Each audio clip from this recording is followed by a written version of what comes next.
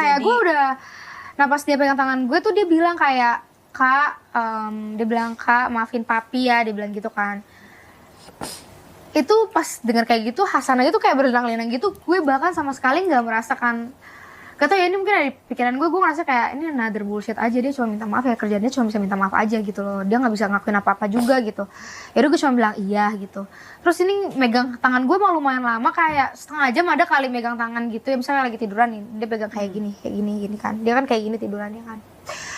Terus sampai tangan gue kan keringetan, terus gue lepas, maksudnya gue untuk ngerapihin gituin basahnya. Terus udah gitu bokap gue bilang kayak dia bilang jangan gitu dong Kak, dia bilang gitu. Terus gue kayak, terus gue marah, ngerti gak, gue kayak udahlah Pi, kayak apa, dalam hati gue ya mungkin kalau gue mau ngomong apa, nggak bisa ngerubah semuanya juga.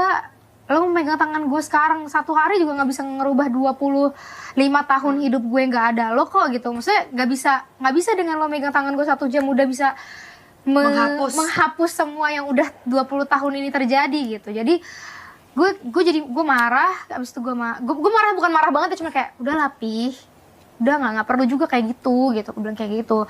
Terus papi tuh yang kayak mukanya tuh kayak gini nih, kayak gitu, ngerti kan, kayak so banget sih nih anak dibilangin gitu loh kesannya. Terus gue kayak oh ya udah, terus gue pulang, terus gue nanya gitu, gue lagi ngobrol sama Hasan, gue ngomong sama Hasan gini kayak, kalau papi meninggal gue sedih nggak ya San, gue bilang kayak gitu, karena ini udah di ICU aja gue nggak sedih gitu.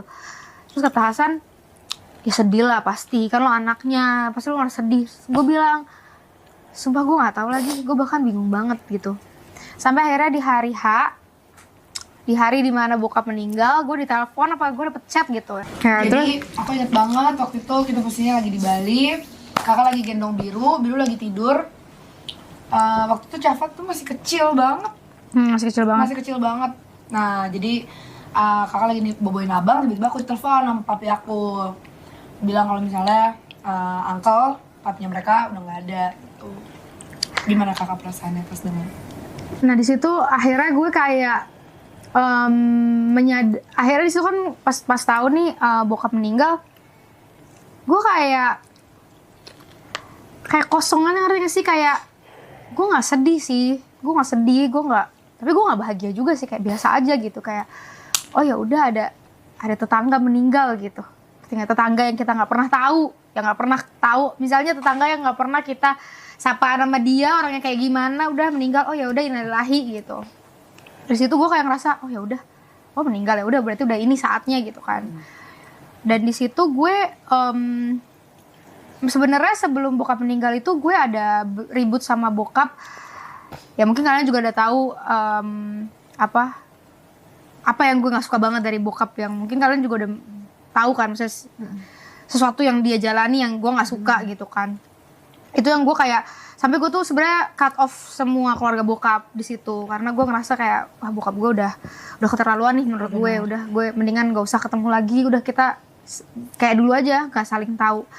Tapi hal yang gue di pikiran gue saat bokap gue meninggal, sebenarnya gue emang yang gue pikirin Regina Rafael, jujur. Maksudnya gue bahkan gak mikirin bokap gue sama sekali. Gue cuman, itu yang gue tanya sama Chelsea, gue cuma nanya Regina Rafael gimana, itu yang